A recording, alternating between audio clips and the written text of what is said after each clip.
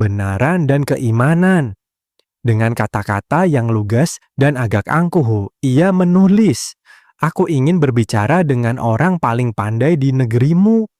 Bila tidak ada yang mampu menjawab pertanyaanku, maka aku akan menganggap bahwa agama kami lebih unggul." Raja Harun mengernyit. Tantangan itu bukan main-main. Ia tahu jika tidak ditanggapi, maka kehormatan negerinya akan dipertaruhkan. Tapi siapa yang sanggup menjawab pertanyaan rumit dari sang pendeta? Para menteri, ulama istana, dan cendekiawan dipanggil berkumpul. Satu persatu mereka diberi kesempatan untuk bicara, tapi tak satu pun yang merasa cukup percaya diri untuk menghadapi sang pendeta yang terkenal licin dalam berdalih dan pandai memainkan kata-kata. "Apakah Baghdad kekurangan orang pandai?" tanya Raja Harun. Semua saling memandang, hening, sampai akhirnya seorang menteri tua mengangkat tangannya dan berkata pelan, "Yang mulia, jika Baginda mengizinkan, masih ada satu orang yang mungkin bisa menjawab tantangan ini. Tapi ia bukan orang biasa." "Siapa dia?" tanya sang raja. "Abu Nawas, wahai Baginda." Raja Harun tertawa. Si tukang akal itu benar. Meskipun sering bermain-main dengan logika dan penuh humor, tapi jangan lupakan, ia juga sangat cerdas dan paham agama. Raja Harun mengangguk pelan. "Baik, panggil Abu Nawas." Ketika Abu Nawas datang ke istana, ia tidak tampak gugup. Bahkan senyumnya tetap lebar seperti biasa. Ia duduk dengan santai, sementara para pembesar istana menatapnya dengan campuran harapan dan kekhawatiran. Raja Harun menjelaskan perihal tantangan dari sang pendeta. Abu Nawas mendengarkan sambil mengelus jenggot tipisnya. "Apa yang Baginda inginkan dariku? Aku ingin kau hadapi sang pendeta itu, tapi aku ingin kau menjawabnya dengan kebijaksanaan dan tidak memulai perdebatan yang mengarah ke pertengkaran." Abu Nawas mengangguk. "Aku mengerti, agama bukan untuk dipertengkarkan, tapi jika kebenaran dipertanyakan, maka aku akan menjawabnya. Bukan demi menang, tapi demi menunjukkan cahaya." Beberapa hari kemudian, sang pendeta datang ke istana Baghdad. Ia datang dengan rombongan besar, membawa kitab-kitab dan gulungan naskah. Wajahnya tenang tapi penuh percaya diri. Ia memandang sekitar dengan tajam, seolah sedang mengukur kemampuan lawan. Di hadapan raja dan para penonton istana, perdebatan pun dimulai. Pendeta itu berdiri dan berkata, "Aku datang dari jauh untuk mengetahui apakah Baghdad memiliki seorang yang mampu berpikir. Aku hanya ingin bertanya 3 hal. Jika bisa dijawab, aku akan mengakui bahwa kalian adalah kaum yang patut dihormati." Abu Nawas hanya mengangguk tanpa bicara. "Aku akan bertanya besok pagi," lanjut sang pendeta. "Biarkan semua orang datang dan mendengar jawabannya." Begitulah suasana Baghdad mulai bergemuruh dengan rasa ingin tahu. Abu Nawas, si orang jenaka itu, akan menghadapi seorang pendeta besar yang terkenal sebagai penantang pemikiran Islam. Semua menanti hari esok dengan penuh ketegangan, tapi hanya satu orang yang tampak tenang, Abu Nawas sendiri. 3 pertanyaan sang pendeta. Pagi itu, aula istana Baghdad penuh sesak. Para menteri, ulama, bangsawan, bahkan rakyat jelata memenuhi ruangan. Semua ingin menyaksikan bagaimana Abu Nawas akan menghadapi pendeta Kristen dari Romawi yang terkenal itu. Pendeta berdiri dengan jubah putih dan sebuah salib tergantung di dadanya. Ia membawa sebuah kitab besar. Wajahnya tenang dan angkuh. Di hadapannya, Abu Nawas berdiri dengan pakaian sederhana, tanpa kitab, tanpa alat bantu apapun, hanya membawa senyuman dan keyakinan. Raja Harun duduk di singgasananya, memberi isyarat bahwa perdebatan boleh dimulai. Pendeta pun membuka suaranya. "Aku akan bertanya 3 pertanyaan. Jika kau dapat menjawab semuanya dengan logis dan masuk akal, maka aku akan mengakui bahwa engkau memang pantas mewakili ilmuwan negeri ini." Abu Nawas mengangguk. Silakan. Pertanyaan pertama, di manakah letak Tuhanmu? Kalau dia benar-benar ada, tentu dia punya tempat. Katakan di mana ia berada. Suasana ruangan hening. Sebagian orang tampak cemas, karena ini pertanyaan yang sulit dan sensitif. Abu Nawas tersenyum. Wahai pendeta, katanya, kau membawa lilin di tanganmu. Nyalakanlah lilin itu. Pendeta menurut. Lilin menyala, cahayanya menerangi sekitar. Kau lihat cahaya lilin itu? Tanya Abu Nawas. Ya, dari mana datangnya cahaya itu? Dari api. Dan di mana tempatnya?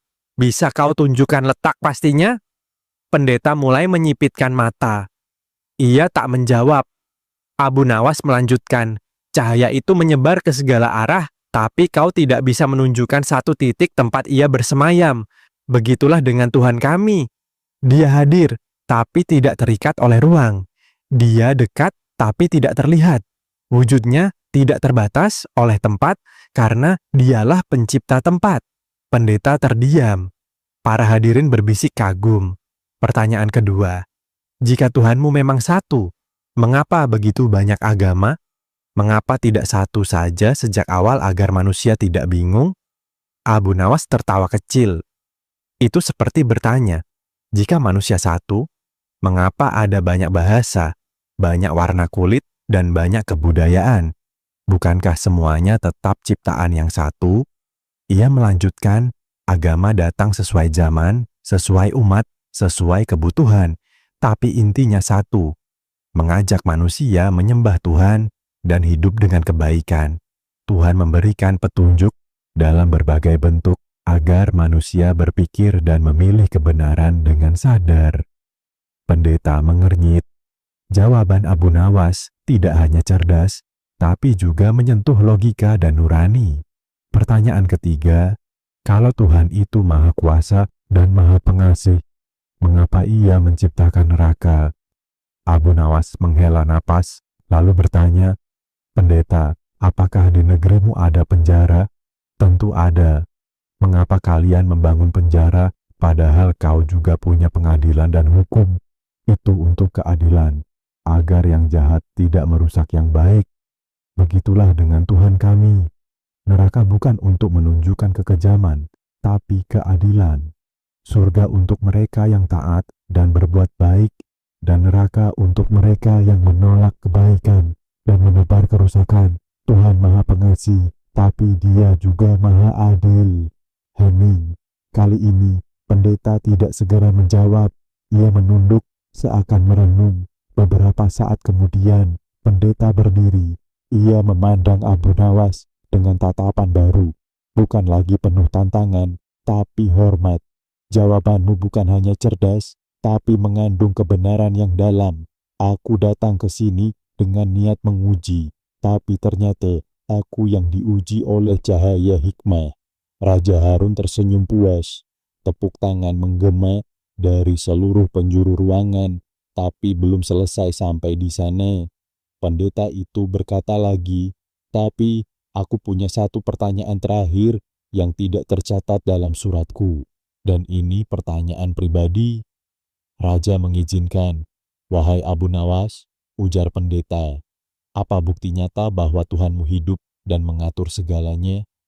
Abu Nawas mau tersenyum dan menunjuk ke dadanya. Aku berdiri di hadapanmu, menjawab pertanyaanmu, bukan karena aku hebat, tapi karena Dia yang memberiku akal. Akulah buktinya, dan kaulah buktinya, karena hanya Tuhan yang hidup, yang bisa menciptakan manusia, yang berpikir dan bertanya seperti kita. Pendeta itu tersenyum tipis, tidak menjawab, hanya meletakkan tangannya di dada dan memberi hormat. Rahasia Abu Nawas. Abu Nawas menjadi bahan pembicaraan di pasar, masjid, madrasah, bahkan kedai kopi. Namun, Abu Nawas tetap seperti biasa. Ia tidak sombong, tidak merasa menang, bahkan menghindar dari pujian. Ia kembali ke rumah sederhananya dan menjalani hidup seperti sebelumnya. Suatu malam, seorang pemuda datang mengetuk pintunya. Abu Nawas, katanya, aku ingin belajar darimu. Bagaimana kau bisa menjawab begitu mudah pertanyaan-pertanyaan sulit itu? Apakah kau membaca banyak kitab? Abu Nawas mengajak pemuda itu duduk. Ia menuangkan teh hangat, lalu menjawab, "Aku memang membaca, tapi tidak banyak. Yang lebih penting dari membaca adalah merenung dan mengamati. Aku melihat kehidupan, aku perhatikan ciptaan Tuhan, dan aku belajar dari kesalahan sendiri." Pemuda itu mengangguk, tapi masih penasaran.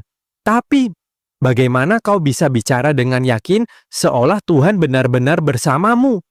Abu Nawas tersenyum, "Karena memang dia bersamaku. Bukan karena aku istimewa, tapi karena aku percaya.